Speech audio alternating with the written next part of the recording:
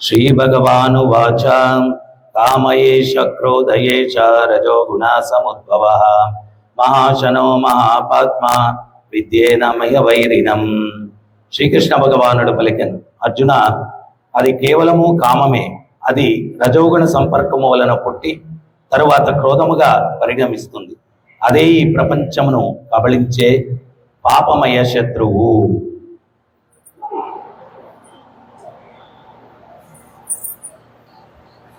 ఈ యొక్క భౌతిక జగత్తులో సత్వ రజస్తమో గుణాలని చెప్పి మూడు ఉంటాయన్నమాట. ఈ ప్రకృతిలో జీవుడు భగవంతుని యొక్క అంశ, సచ్చిదానంద స్వరూపుడు. సచ్చిత్ ఆనంద, శాశ్వతుడు, సంపూర్ణ జ్ఞానము, సంపూర్ణ ఆనందము కలిగినటువంటి స్వరూపం జీవుడిది. అయితే వర్షపు నీరు చాలా పవిత్రంగా ఉంటుంది. భూమిని తాకిన తక్షణమే బురద నీరుగా మారిపోతుంది. ఈ పవిత్రమైన జీవుడు ఆధ్యాత్మిక జగత్తు నుంచి భౌతిక జగత్తులోకి ప్రవేశించిన తక్షణమే సత్వ రజస్తమో గుణాలతో బద్ధుడవుతూ ఉన్నాడు. గుణ అంటే తాళ్ళు. ఎవరినైనా తాళ్లతో కట్టేసి ఉంటే వాడికి ఫ్రీడమ్ ఉంటుందా? ఉండదు.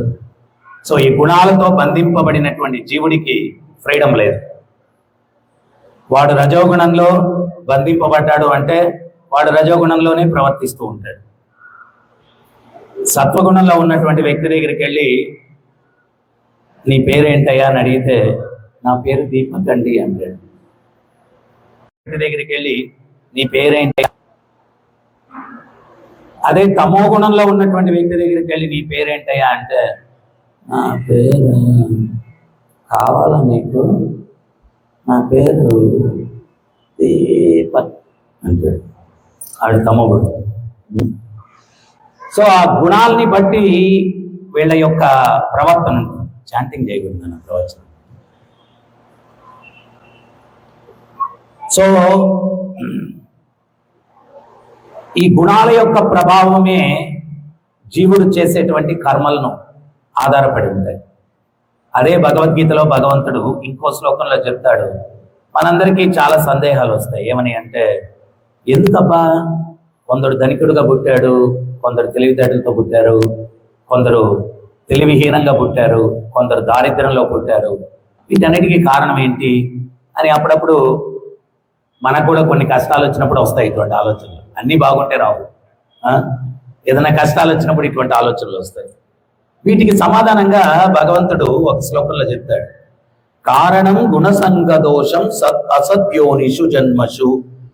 మంచి జన్మలు చెడు జన్మలు ఎత్తడానికి కారణం ఏంటి అంటే వాడు చేసేటువంటి పనులు దేన్ని బట్టి చేస్తాడు? వాడిలో ఉండే గుణాలు దేన్ని బట్టి వస్తాయి? సంగదోషం, సాంగత్యం వల్ల వస్తాయి.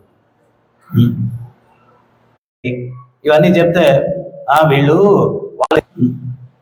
నిన్ను కాపాడాలా అని చెప్పి ప్రతిదీ ఈ ప్రపంచంలో 3 రకాల గుణాలతో డివైడ్ అయింది. Food, mode of goodness, mode of passion and mode of ignorance. ఆహారం, సత్వగుణంలో ఆహారము, రజోగుణంలో ఆహారము, తమో గుణంలో ఆహారం. సత్వగుణంలో ఆహారం తింటే వాడు సాత్వికంగా ఉంటాడు. రజోగుణంలో ఆహారం తింటే వాడు సింహం పుల్లాగా ఉంటాడు. ఎప్పుడు ఎవరిని కొరుకుదామా, ఎవరిని మింగుదామా. మీరు పులి దగ్గరికి ఉదయంతో గుడ్ మార్నింగ్ పులి అంటే వెళ్ళండి, అదేం చేస్తుంది? అదేంటమ్మా నేను గుడ్ మార్నింగ్ చెప్తే నువ్వు గండిస్తున్నాను. దాని స్వభావం అది. ఆ పులి తినేది మనం తింటే కూడా మనం కూడా అట్టే ఉంటాం. ఎవరిని చూసినా కానీ అట్లా గాండ్రిస్తూ ఉంటాం. ఎందువల్లంటే మనం తినేదాన్ని బట్టి మన యొక్క స్వభావం ఉంటుంది. ఇంకా తమో గుణంలో చెప్పాల్సిన అవసరం లేదు, వాడు తామసికంగా ఉంటాడు. సో సత్వగుణంలో ఆహారాన్ని డివైడ్ చేశారు. సాంగత్యాన్ని కూడా సత్వగుణంలో, రజోగుణంలో, తమో గుణంలో డివైడ్ చేశారు. ఇప్పుడు దీన్ని ఏమన్నారంటే సత్సంగం అన్నారు. సత్సంగం అంటే ఇది సత్వగుణంలో ఉంటుంది. ఇటువంటి సత్సంగంలో పాల్గొంటే మనకేంటి అంటే కొన్ని మంచి లక్షణాలు వస్తాయి, మంచి భావనలు వస్తాయి. అరే దుర్మార్గంగా ఎందుకు బతకడం, మనం ఏదో మంచిగా జీవిద్దాం అనేటువంటి కొన్ని మంచి ఆలోచనలు వస్తాయి సత్సంగంలో. అదే రజోగుణంలో ఉన్నాం అనుకో, రజోగుణ సాంగత్యం అనుకో, ఫర్ ఎగ్జాంపుల్ మంచి ఫైటింగ్ సినిమాకి వెళ్ళాం, దాంట్లో బిగినింగ్ నుంచి ఎండ్ వరకు కసక్ కసక్ కసక్ అంత నరుక్కోవడమే. ఇంకా అటువంటి సినిమా చూసి వస్తే మనకు దారిలో కారు వెళ్తా ఉంటే అడ్డంగా నడిచి వెళ్ళిపోయి ట్రాఫిక్ రూల్స్ కి విరుద్ధంగా వాడు హారన్ కొడితే వీడు చూస్తామండి. అప్పుడు వాడు అర్థం చేసుకుంటాడు, వీడేదో ఫైటింగ్ సినిమా చూసి వచ్చాడు, వీటితో కేర్ఫుల్గా ఉండాలా అని చెప్పి వాడు మీరు వెళ్ళండి సార్ అని చెప్పి వాడిని పంపించేస్తాడు. ఎందువల్లంటే వాడు ఆ రజోగుణ సాంగత్యం అది చూసి వచ్చేసరికి వాడికి ఇప్పుడు అవకాశం దొరికితే కొట్టాలి ఎవడన్నా, రజోగుణం. ఇంకా తమో గుణం చెప్పాల్సిన అవసరం లేదు, అవి డల్గా చాలా తామసిక్గా ఉంటాయి. ఒక రకంగా చెప్పాలంటే పక్కా తాగుబోతులు లెక్కేసుకోవచ్చు వాళ్ళు. తమో గుణం కంప్లీట్గా.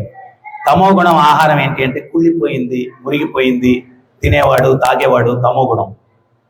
ఇప్పుడు వాళ్ళు తాగేదంతా కూడా ఆదివారం, నేను మొన్న బెంగళూరులో ఒక ప్రవచనం ఇచ్చి స్టూడెంట్స్ తోటి మాట్లాడుతూ ఉంటే వాళ్ళు అన్నారు, గురువుగారు సండే రండే సత్సంగానికి అంటే, మాకు వీక్లో ఒక్కరోజే గురువుగారు ఎంజాయ్మెంట్ దొరికేది, దాన్ని కూడా మీరు తీసేసుకుంటే ఎట్టా అంటున్నారు. ఒక్కరోజే. సో చూస్తూ ఉంటాం, ఎప్పుడన్నా సండే రోజు సిటీలో అట్లా ప్రయాణం చేసి వెళ్తా ఉంటే ఫుట్పాత్ల మీద పడిపోయి ఉండేవాళ్ళు, అక్కడ ఇక్కడ రకరకాలు డబ్బిచ్చి కష్టాలు కొని తెచ్చుకోవడం అంటే అదే అనమాట, అంతకు మించి ఇంకేం లేదు. ఆరోగ్యాలు జడుపుకోవడం, యాక్సిడెంట్లు తెచ్చుకోవడం, ఇవన్నీ కూడా ఏంటి అంటే డబ్బిచ్చి కష్టాలు కొని తెచ్చుకోవడం, ఇవన్నీ కూడా. సో ఇక్కడ కూడా ఇప్పుడు పిల్లలందరూ కూడా కీర్తనలో పాల్గొన్నారు, డ్యాన్సులు చేశారు, ఆనందం లేదా? ఏదో మంచి మాటలు విన్నారు, మంచి మార్గం. సో సాంగత్యం కూడా 3 రకాలుగా డివైడ్ చేశారు. సత్వగుణంలో సాంగత్యం, రజోగుణంలో సాంగత్యం, తమో గుణంలో సాంగత్యం. తినేదాన్ని బట్టి, సాంగత్యాన్ని బట్టి మనలో గుణాలు వస్తాయి. ఆ గుణాలు ఏదైతే వచ్చాయో దాన్ని బట్టే వీడు ప్రవర్తిస్తాడు, వీడికి ఇంకా ఫ్రీడమ్ ఉండదు. అందుకనే గుణాలను ఏమన్నారు అంటే తాళ్ళు అన్నారు. ఎవరికైనా తాళ్ళతో బంధిస్తే వాడికి ఫ్రీడమ్ ఉండదు. ఆ తాళ్ళు వాడిని కట్టేసి ఉంటాయి, దానికి తగ్గట్టుగానే వాడు వ్యవహరిస్తాడు. సో అందుకని మనం చాలా చాలా కేర్ఫుల్గా ఉండాలా, చాలా కేర్ఫుల్గా ఉండాలి. ఇప్పుడు ఈ రజోగుణం, దీనివల్ల కామం అది వచ్చి క్రోధం వస్తే వాడి బిహేవియర్ ఎట్లా ఉంటుంది? ఇక్కడ ఏం చెప్తున్నారంటే భగవంతుడు, అదే శత్రువు మనిషికి, క్రోధమే శత్రువు. క్రోధమే మనిషికి శత్రువు అన్నమాట. సో అందువల్ల ఆ క్రోధాన్ని జయించడానికి మనం ప్రయత్నం చేయాలా. ఒక తండ్రి ఏదో పని చేసుకుంటూ ఉంటాడు, ఒక పిల్లోడు చిన్న చాక్ పీస్ ఒకటి తీసుకెళ్ళి ఇంటి ముందు కారు ఆగుంటే దాని మీద ఏదో రాయిపోతుంటాడు. తండ్రి కోపం వచ్చేస్తుంది, అరే కొత్త కొన్నాను కారు, వీడు ఏదో రాస్తున్నాడు చాక్ పీస్ తోటి అని చెప్పి ఆ తండ్రి చేతిలో సుత్తో ఏదో రించో ఏదో ఉంటుంది అనమాట, ఇసిరి వాడి మీద కేసేస్తుంది. కోపం అదేమవుతుంది, ఆ పిల్లోడు చిటికినేల మీద పడుతుంది అనమాట. ఆ చిటికినేలు కట్ అయిపోయి, చిన్న పిల్లోడు కదా, అది సపరేట్ అయిపోయింది.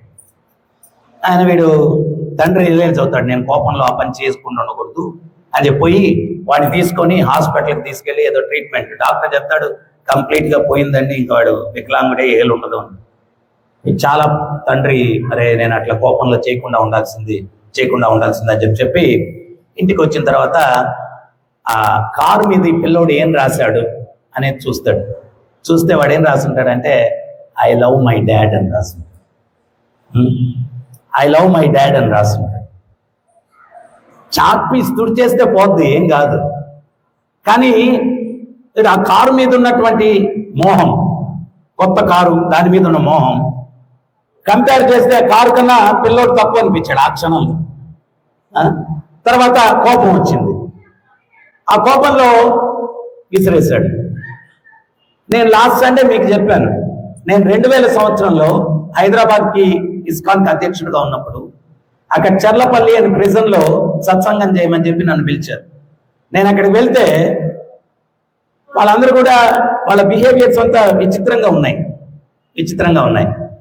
సరే మనం వచ్చిన పని చేయాలా, భజన చేశాం, కర్మ సిద్ధాంతం గురించి ప్రవచనం మాట్లాడిన తర్వాత ప్రవచనం అయిపోయిన తర్వాత ఒక 400-500 మంది స్టేజ్ చుట్టూ మూగి కళ్ళలో నీళ్ళు పెట్టుకున్నారు. మీరు చెప్పిన మంచి మాటలు మేము తప్పు చేసేదానికి 5 నిమిషాల ముందు ఎవడన్నా చెప్పుంటే మా జీవితాలు ఇట్లా అయింది కాదు. ఈ తండ్రి ఎట్టాగా పిల్లవాడి మీద ఇసిరేశాడో మాక్సిమం పీపుల్ క్షణికావేశంలో చేసిన తప్పిదాలకి వాళ్ళు అక్కడ ఉన్నారు. ఒక ఆయన అడిగారు నీ బ్యాక్గ్రౌండ్ ఏంటి అంటే ఆయన అన్నాడు మీ బెంగళూరు మందిరం అధ్యక్షుడు మధు పండిట్ దాస్ ఆయనతోటి నేను ఐఐటి బాంబేలో ఎంటెక్ చేశాను. ఎంటెక్ చదివి ఎంబీబీఎస్ చదివి ఎంకామ్ చేసి వ్యాపారవేత్తలు ఫిలిం ప్రొడ్యూసర్స్ రకరకాల వ్యక్తులు వాళ్ళు ఈ యొక్క స్పిరిచువల్ సైన్స్ అర్థం చేసుకోలేదు. వాళ్ళకెవరు మార్గం చూపించలేదు, వాళ్ళకెవరు ట్రైనింగ్ ఇవ్వలేదు. ఇంతకు ముందు రోజుల్లో ఏంటి అంటే ఈ యొక్క తత్వం ఇళ్లలో కూడా చర్చించుకునేవాళ్ళు. నేను కేరళలో ఒకసారి నేను బెంగళూరు ఇస్కాన్లో ఉన్నప్పుడు ఒక భక్తుడికి విపరీతమైన బ్యాక్ పెయిన్ వస్తే ఆయుర్వేదిక్ ట్రీట్మెంట్ కోసం కేరళ తీసుకెళ్లేవాళ్ళు.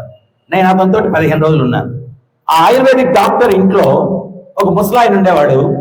రోజు సాయంత్రం, ఇది ఎప్పుడు దగ్గర 30 years బ్యాక్, రోజు సాయంత్రం ఆ ముసలాయన భగవద్గీత తీసుకుని కూర్చుంటే కుటుంబ సభ్యులు పిల్లలు పెద్దలు అందరూ వచ్చేస్తారనమాట.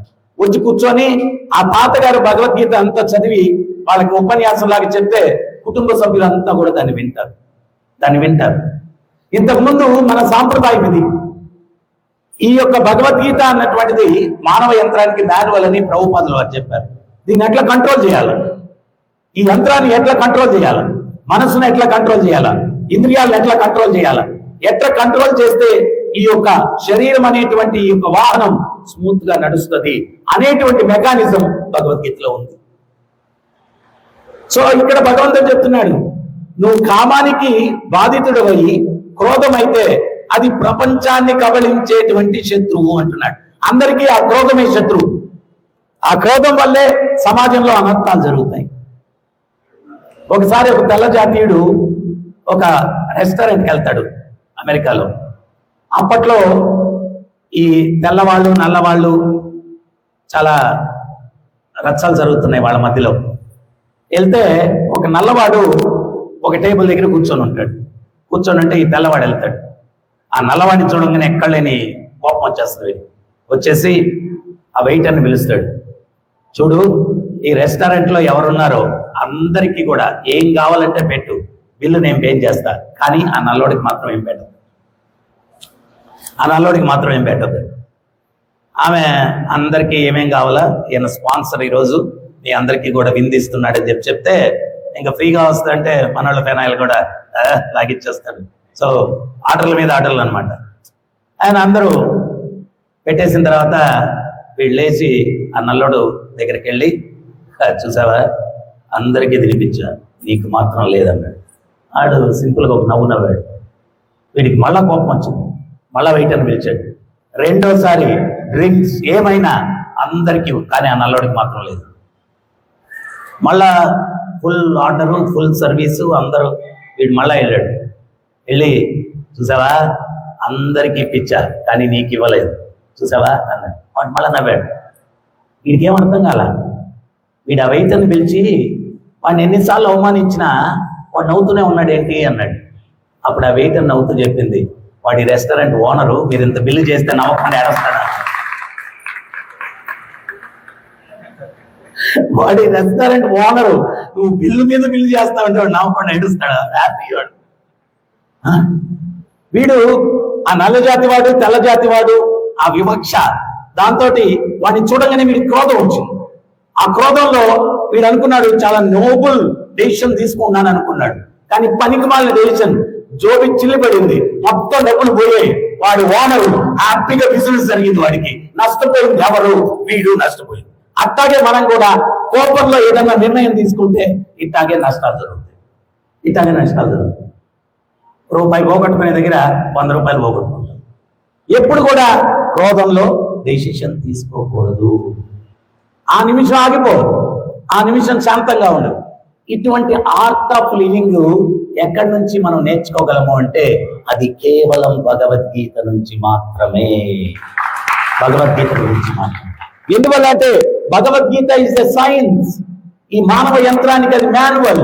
దీన్ని ఎట్లా ఆపరేట్ చేయాలనేటువంటి మెకానిజం భగవంతుడు సృష్టించిన భగవంతుడు ఆయన ఇచ్చాడు భగవద్గీతలో. దాంట్లో ఈ మెకానిజం ఉంది, దీంట్లో ఆ మెకానిజం.